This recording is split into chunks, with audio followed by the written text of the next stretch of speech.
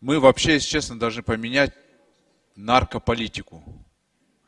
Человек слабое существо, он пил алкоголь, будет пить, употреблял наркотики, будет употреблять. Единственное, мы должны понимать, что здесь меньшее зло, что большее зло. Вот синтетические наркотики – это большое зло, очень большое зло. А почему мы, вот сейчас так происходит, почему у нас молодежь употребляет синтетику?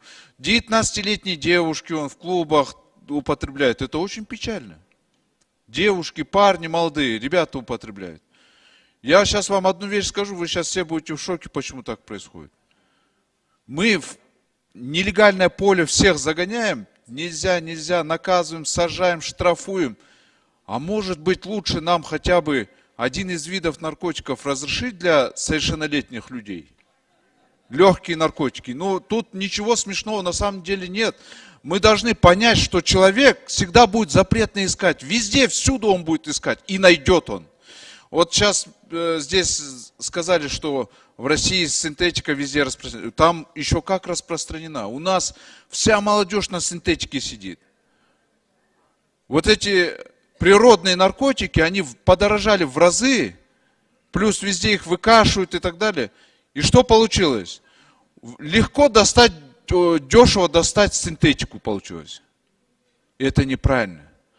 Чтобы все запретить, это вообще надо человека, я не знаю, из мозгов его удалить разные такие гормоны, которые бы его мотивировали бы искать эти наркотики. Но это невозможно, мы с вами прекрасно понимаем, это невозможно.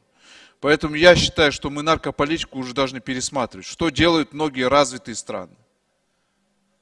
И это не смешно на самом деле. Я думаю, мы к этому придем только через посадки, через долго времени, через покалеченные судьбы, к сожалению. Но мы к этому придем. Просто было бы хорошо, если вы сейчас уже взялись бы за исследование этого вопроса. Ну развитый мир не зря же разрешает что-то и запрещает что-то. Значит, неэффективно, уже показала жизнь.